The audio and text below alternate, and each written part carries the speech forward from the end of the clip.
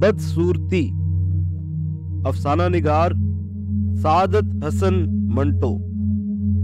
ساجدہ اور حامدہ دو بہنیں تھیں، ساجدہ چھوٹی اور حامدہ بڑی۔ ساجدہ خوش شکل تھی، ان کے ماں باپ کو یہ مشکل درپیش تھی کہ ساجدہ کے رشتے آتے مگر حامدہ کے متعلق کوئی بات نہ کرتا۔ ساجدہ خوش شکل تھی مگر اس کے ساتھ اسے بننا سورنا بھی آتا تھا۔ اس کے مقابلے میں حامدہ بہت سیدھی سادی تھی، اس کے خد و خال بھی پرکشش نہ تھے۔ ساجدہ بڑی چنچل تھی۔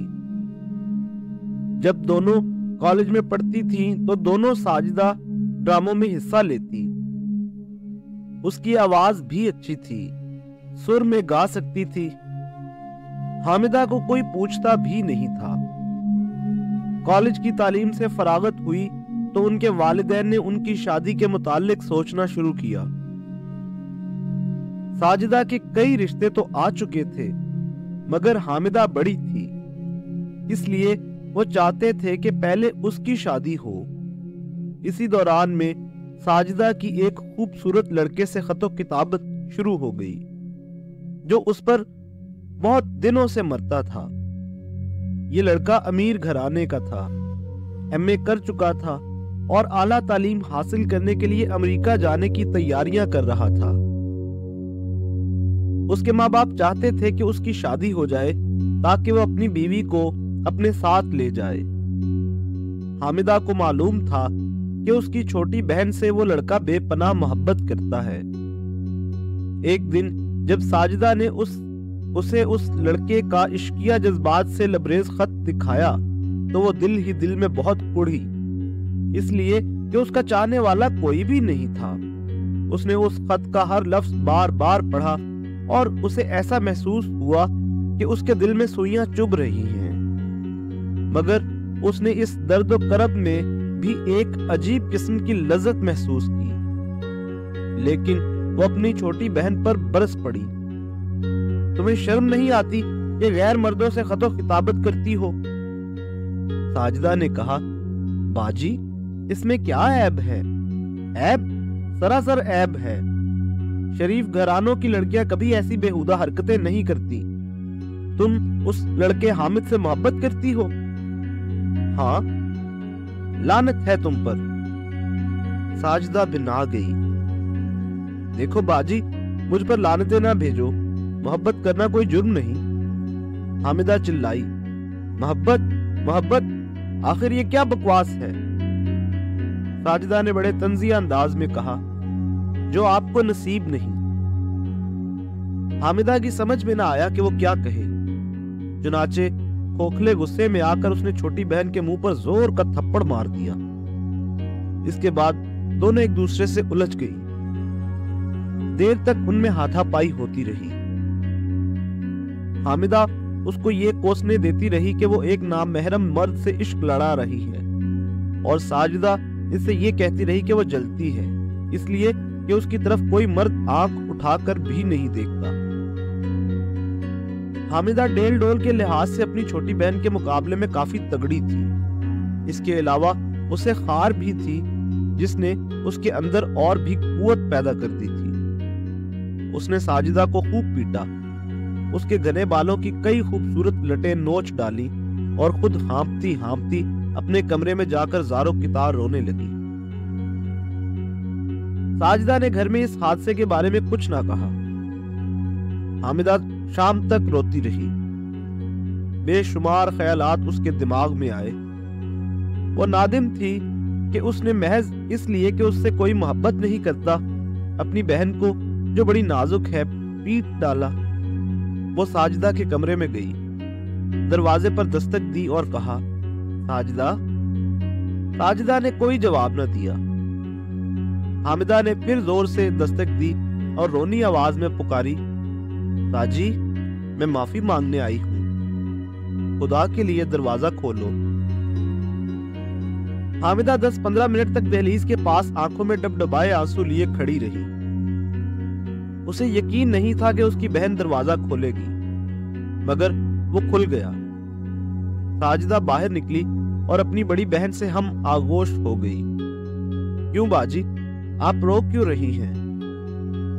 हामिदा की आंखों में से टप टप आंसू गिरने लगे। मुझे अफसोस है कि तुमसे आज बेकार लड़ाई हो गई। बाजी, मैं बहुत नादिम हूँ कि मैंने आपके मुतालिक ऐसी बात कह दी जो मुझे नहीं कहनी चाहिए थी। बाजी, मैं कतन हसीन नहीं हूँ। अगर मुझ में कोई खूबसूरती है तो मैं दुआ करती हूँ कि खुदा उसे मिटा दे। मैं आपकी बहन हूँ। अगर आप मुझे हुक्म दे तो मैं अपने चेहरे पर तेजाब डालने के लिए तैयार हूँ। कैसी फजूल बातें करती हो? क्या बिगड़े हुए चेहरे के साथ तुम्हें हामिद कबूल कर लेगा? मुझे यकीन है। किस बात का?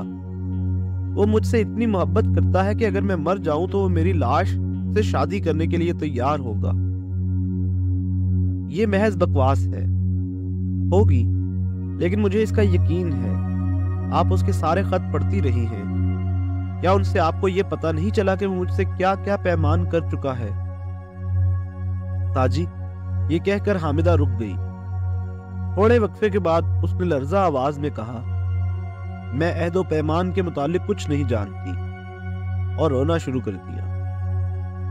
उसकी छोटी बहन ने उसे गले से लगाया, उसको प्यार किया और कहा, बाजी, आप अगर चाहे तो मेरी जिंदगी संवर सकती है। कैसे? मुझे हामिद से मोहब्बत है। मैं उससे वादा कर चुकी हूं कि अगर मेरी कहीं शादी होगी तो तुम ही से होगी। तुम मुझसे क्या चाहती हो? मैं ये चाहती हूं कि आप इस मामले में मेरी मदद करें। अगर वहां से पैगाम आए तो आप उसके हक में गुफ्तगू कीजिए। अम्मी और अब्बा आपकी हर बात मानते हैं। मैं इंशाअल्लाह तुम्हें नाउम्मीद नहीं करूंगी। साजिदा की शादी हो गई।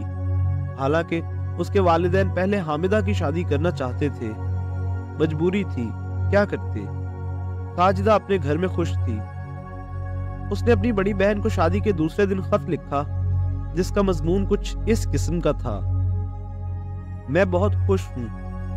हामिद मुझसे बेइंतहा मोहब्बत करता है। बाजी, मोहब्बत अजीबो गरीब चीज है। मैं बेहद मसरूर हूं। मुझे ऐसा महसूस होता है कि जिंदगी का सही मतलब अब मेरी समझ में आया है। खुदा करे कि आप भी इस मसरत से महजूज हों।